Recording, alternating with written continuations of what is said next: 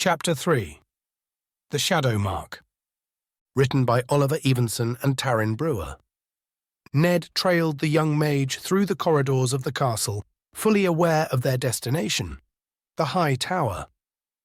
This tower was once a bustling hub for mages, until King Richard ascended to the throne and imposed strict regulations on magic. Now, in Quillendel, anyone wishing to practice magic had to endure a rigorous process to obtain a special chit signed by the king and the court mage. Ned found it hard to believe the young girl in front of him possessed such a chit. She couldn't be more than 12, maybe 13. He supposed she must have gotten it through Daunton somehow, though until this point he hadn't been aware that any other mages were in the castle aside from the court mage himself. They ascended the winding stairs of the tower cloister, with Ned's apprehension growing with each step.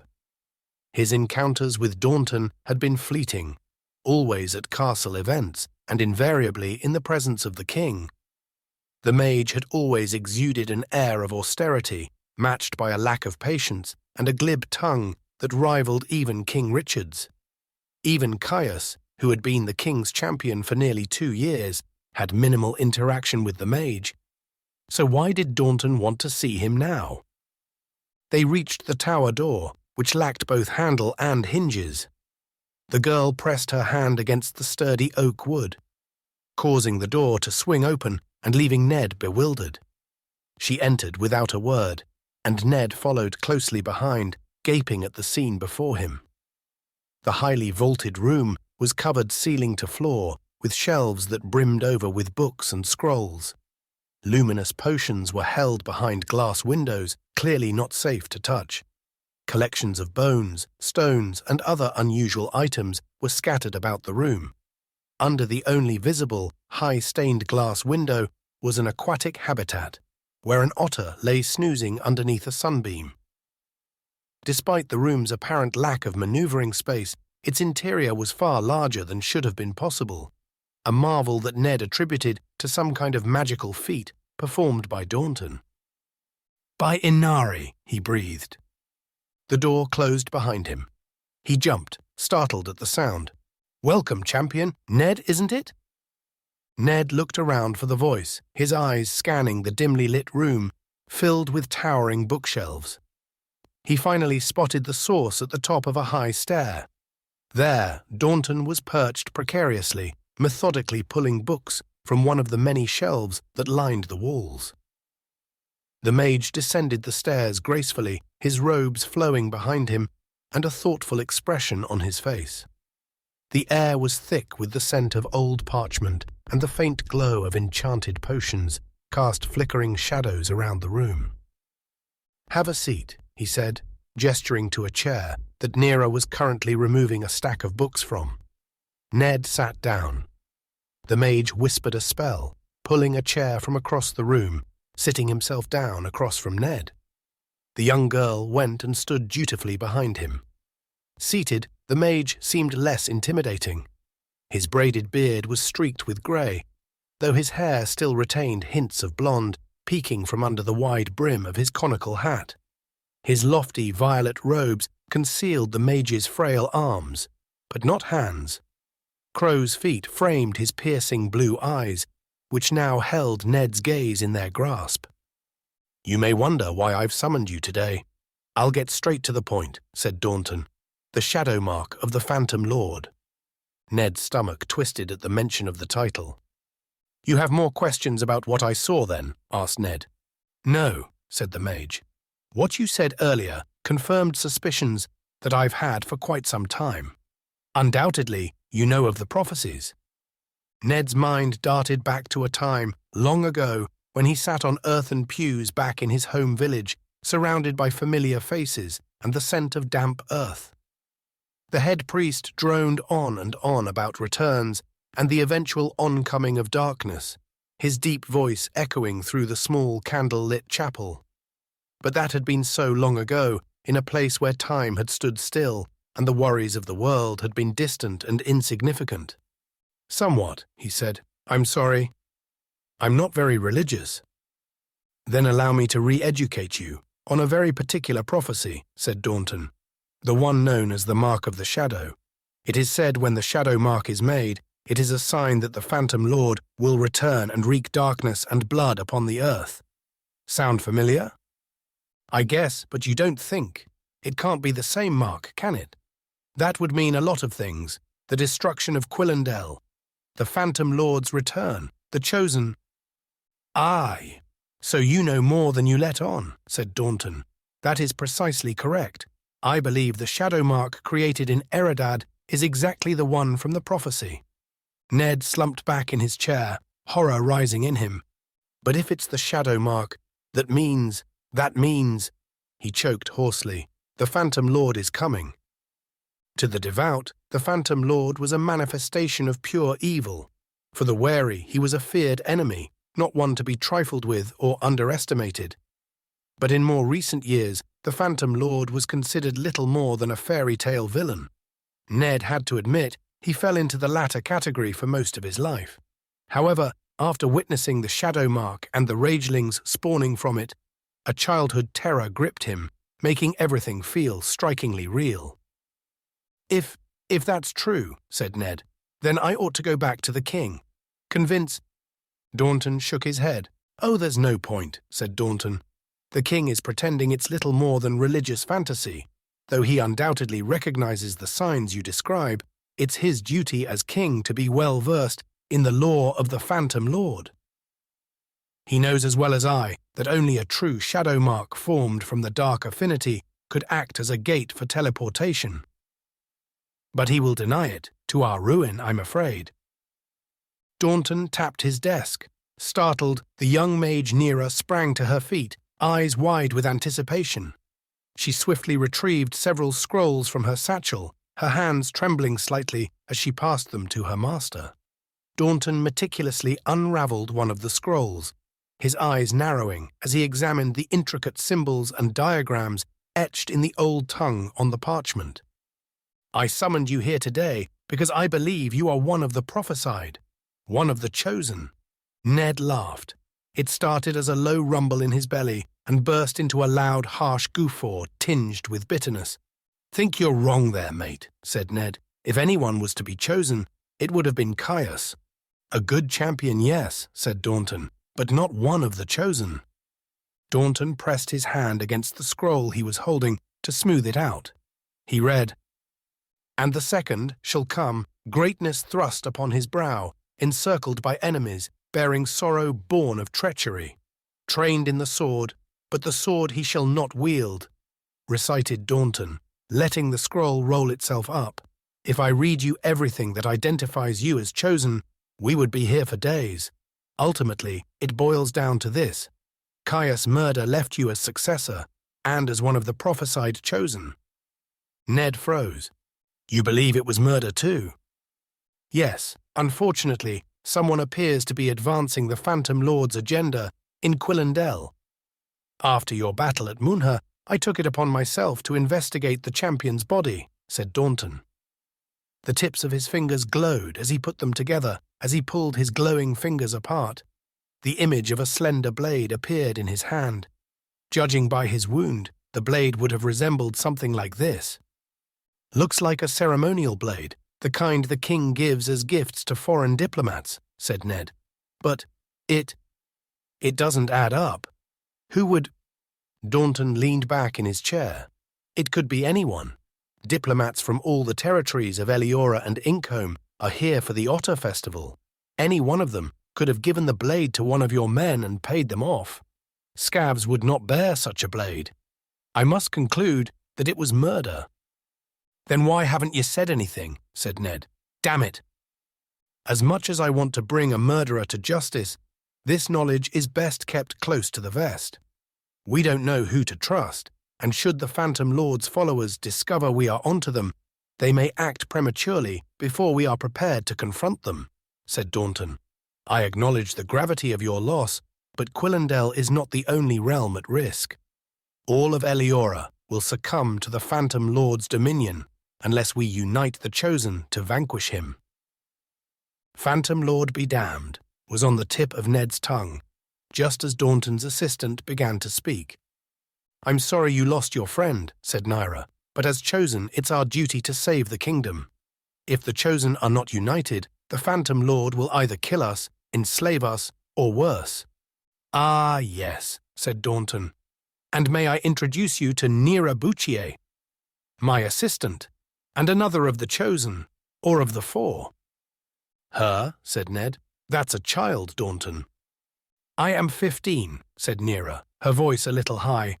"I'll be 16 next month." "Her age is irrelevant," said Daunton. "She is chosen according to prophecy, just like you. She is also a highly adept mage and scholar. Both skill sets will help you in your quest when the time comes." "Quest?" asked Ned. But Daunton's hand waved away the question. "A topic for another day. We have more pressing matters. The third chosen is your new acquaintance, Ivel." "Ivel," Ned said. "The last time I saw him, his mind seemed a bit off. You were there, remember? I don't believe he's guilty of murdering those innocents, but how am I expected to defeat the Phantom Lord with a madman and a little girl? And what of the fourth chosen? Let me guess, a member of the kitchen staff." Ned couldn't help but feel overwhelmed with all this information. He had always thought of himself as just a simple warrior, fighting for his kingdom and protecting those he cared about. But now he was being told that he was one of the prophesied chosen, destined to defeat the Phantom Lord and save Eliora. "Damn you, Caius," Ned thought. "Why did you have to go and get yourself killed?" Ned gazed at Nera, who appeared so young and innocent. What chance did this delicate, pretty girl have against the forces of dark magic? "I understand your skepticism, but do not underestimate the ancient prophecies," Daunton said. "The three of you are chosen, and I am confident that I will soon identify the fourth. But one thing is certain. We must save Ivel from the executioner's axe." "At least we can agree on that," said Ned. "But what exactly did you have in mind?" For the first time since the start of their meeting, Daunton exhibited hesitation, his usual confident demeanor giving way to a moment of uncertainty as he glanced around the room as if looking for a hidden listener. "I have formulated a plan to save Ivel," continued Daunton. "The Otter Festival is coming to a swift conclusion with the upcoming feast day.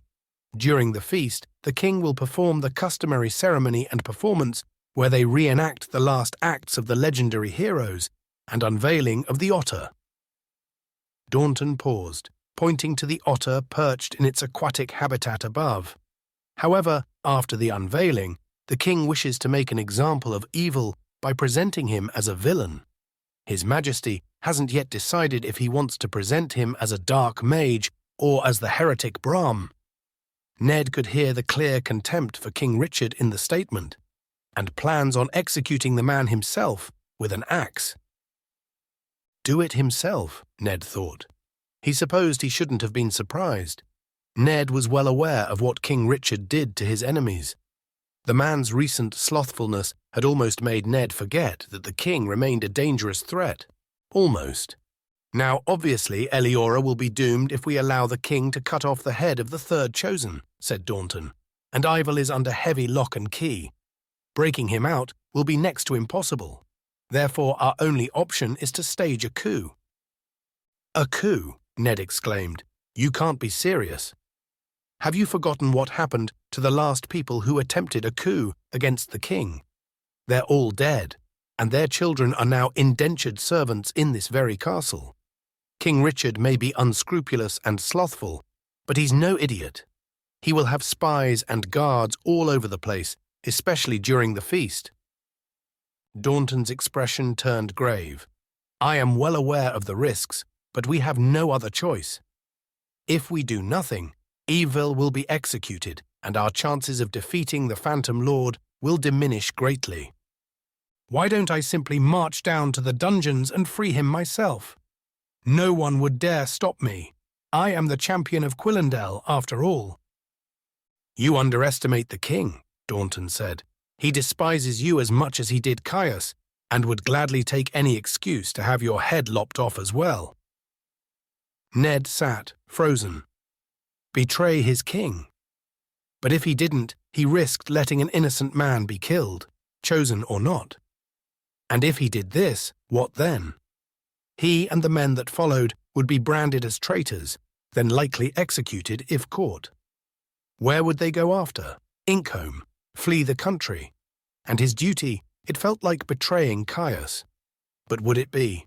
After what Podostroma had said, the king himself could have been behind the assassination.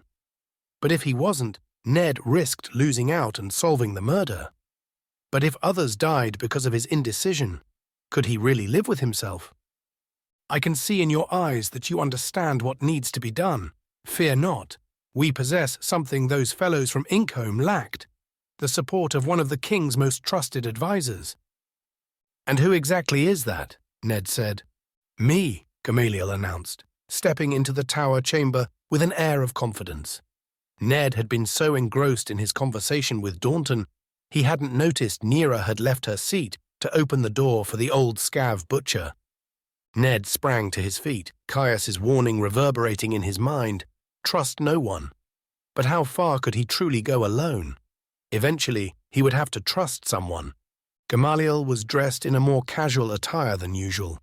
A dark tunic and trousers. However, he still donned the same black and gold hues associated with his station as the court executioner, a small emblem of his rank pinned to his chest.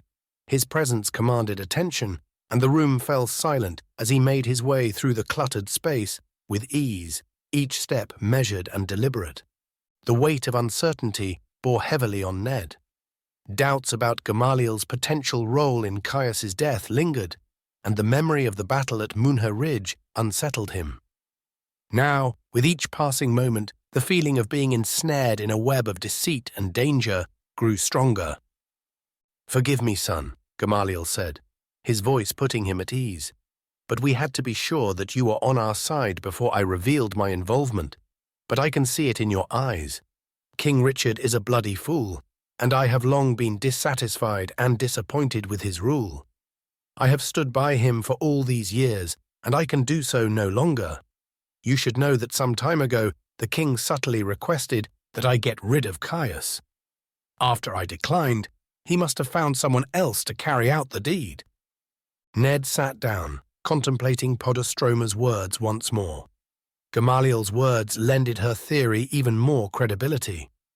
Perhaps King Richard had indeed orchestrated Caius's death, and this coup could be his chance to see justice. The stark realization sent a shiver down his spine, and the very thought of it made him feel nauseous. Certainly, Richard could have arranged for the note from General Stone. Everything seemed to fit, yet uncertainty still lingered over him. "Tell me your plan," Ned said. "I need to know exactly what I'm getting myself into."